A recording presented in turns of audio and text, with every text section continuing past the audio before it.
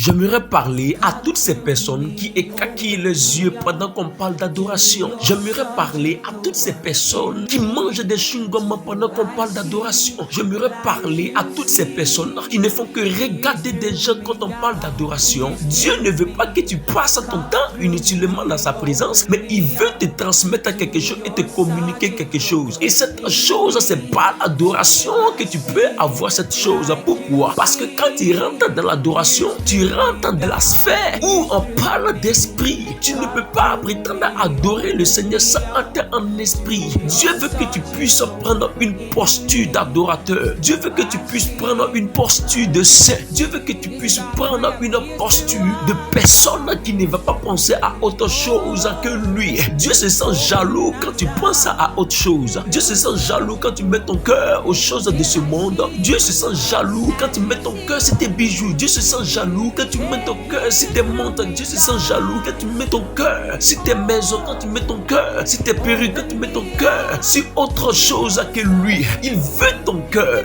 Au lieu de l'adorer, tu ne l'adores pas.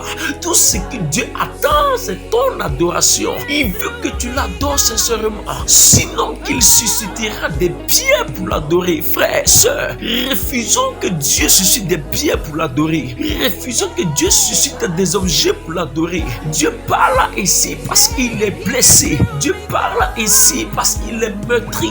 Dieu parle ici parce qu'il n'a pas encore vu des personnes qui vont se surpasser. Des personnes qui seront au-delà de leur compréhension. Des personnes qui vont marcher dans l'esprit. Des personnes qui vont avoir des pensées de conquérants dans l'adoration. Dieu veut te faire entrer dans des dimensions par l'adoration.